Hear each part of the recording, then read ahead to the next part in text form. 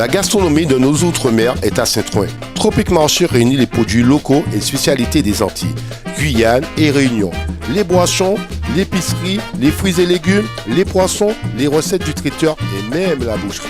Tout est là pour vous régaler avec les goûteuses saveurs de notre pays. Et les prix sont sages avec de nombreuses promos et notre équipe est à votre service et vous conseille. On vous attend! Martinique Actualité. Je vous le disais en titre, dans le cadre du renouvellement de son agrément service civique, le CCAS du Lorrain recrute des volontaires au sein du service animation. À cet effet, un appel est lancé aux jeunes de 18 à 25 ans souhaitant s'engager dans une mission citoyenne. Les missions à remplir seront les suivantes: participer à la mise en œuvre des actions d'animation sociale, éducative et culturelle auprès d'un public diversifié, enfants, jeunes parents, personnes âgées et personnes en situation de handicap et autres animations, accueil périscolaire en partenariat avec la Caisse des écoles du Lorrain. La semaine dernière, à l'occasion d'une réunion avec les élus du Nord, la directrice de l'ARS a indiqué qu'il est peu probable que l'hôpital de Trinité voie le jour prochainement, car le terrain proposé n'est pas propice à cette construction. Il serait trop pentu, ce qui entraînerait des coûts considérables. Toutes les personnes présentes se sont dit offusquées. Il y a 17 ans que ce terrain a été mis à la disposition de l'État pour ce projet et personne n'avait jusque-là tenu de tels propos. Peu connu, le dispositif Village d'avenir a pour objectif d'accompagner les communes rurales dans la réalisation de leurs projets de développement. Il ne s'agit pas d'une aide financière. 120 chefs de projet seront recrutés en janvier pour orienter les élus vers des aides déjà existantes, chercher des financements publics ou privés, aider au montage des dossiers ou même repérer des projets similaires dans d'autres localités pour partager les expériences.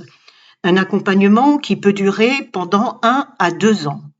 En Martinique sont concernées les communes de Font-Saint-Denis, Grand-Rivière, Le Marigot, Le Morne-Vert et Macoba. Dès le début de l'année prochaine vont commencer les matchs du premier tour de la Coupe de Martinique. Les 6 équipes les mieux classées du championnat de R1 sont dispensées de ce tour. Il s'agit du Golden Lion, du club franciscain, du club colonial, de la Samaritaine, de l'Aiglon et de l'US Diamantinoise. 2 équipes du championnat de R3, Effort et Femmes, sont exemptées de ce premier tour. C'était la 4e édition de cette manifestation. Elle a remporté un franc succès. L'Église évangéliste de Martinique a organisé à Fort-de-France le 24 décembre un marché de Noël gratuit. Avec aussi bien des jouets que des vêtements ou des denrées alimentaires, ce marché a bien entendu rencontré un franc succès. Il a nécessité une importante organisation assumée uniquement par des bénévoles. Ils ont été récompensés par le bonheur qu'ils ont pu lire dans le regard des quelques 300 personnes qui leur ont rendu visite. Bravo donc à l'Église évangéliste de Martinique. Auparavant, la maison médicale située à Pierre-Zobda-Kitzmann se trouvait juste à côté des urgences, ce qui posait des problèmes d'organisation. Elle est désormais située à l'entrée de l'hôpital. Sa mission est de remplacer les cabinets médicaux lorsqu'ils sont fermés. Il y a 4 maisons médicales en Martinique, à Trinité, au Marin, à la clinique Saint-Paul et à l'hôpital Pierre-Zobda-Kitzmann. La Poste a installé dans 8 de ses bureaux des cabines d'essayage. Ainsi, à la réception de leurs colis, ceux qui le souhaitent peuvent l'essayer immédiatement s'il s'agit d'un vêtement et le renvoyer à l'expéditeur immédiatement s'il ne leur convient pas. Le patrouilleur britannique HMS Trent navigue dans les eaux de la Caraïbe depuis le début du mois de décembre.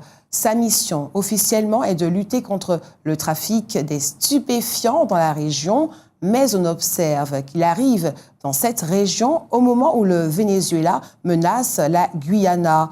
La marine britannique a d'ailleurs annoncé que HMS Trent participera aux exercices militaires menés en collaboration avec les forces armées du Guyana. Le Guyana, qui est membre du Commonwealth. D'ailleurs, le Venezuela ne s'y est pas trompé. Les autorités vénézuéliennes ont placé le pays en alerte élevée. En 2024, une aide au carburant sera accessible aux travailleurs modestes en cas d'augmentation significative des prix du carburant. Depuis la rentrée scolaire, le SNUP-FSU a dû intervenir 5 fois pour accompagner des enseignants victimes d'agressions de la part de parents d'élèves. Il regrette que, d'une façon générale, les enseignants ne soient pas assez soutenus par l'administration quand ils sont victimes d'agressions. Depuis le début de l'année, 9 piétons sont morts sur nos routes. C'est 55% de plus que l'an dernier à la même époque. Et c'est en présence d'un public nombreux et enthousiaste que s'est déroulé le vernissage que propose le collectif Magma à l'hôtel Diamant-les-Bains. Ce collectif est composé de 4 artistes, Jimmy Bory, Philippe Florent, Malik Florent et Célia Marion.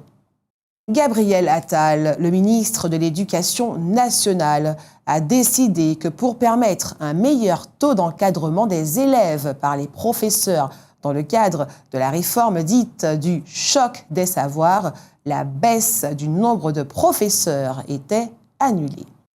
La bûche de Noël que nous connaissons, c'est-à-dire la bûche pâtissière, a été précédée d'une vraie bûche de chêne et de hêtre. C'est une tradition païenne qui existe depuis des siècles en Europe, dans des pays au climat tempéré donc. Il s'agissait de faire brûler dans la cheminée une grosse bûche le 21 décembre.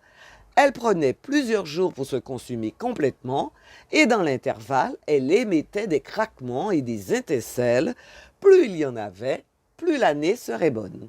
Outremernews.fr, le site de l'actualité Outre-mer, 24 heures sur 24 et 7 jours sur 7. Retrouvez la chaîne Outremer News sur YouTube.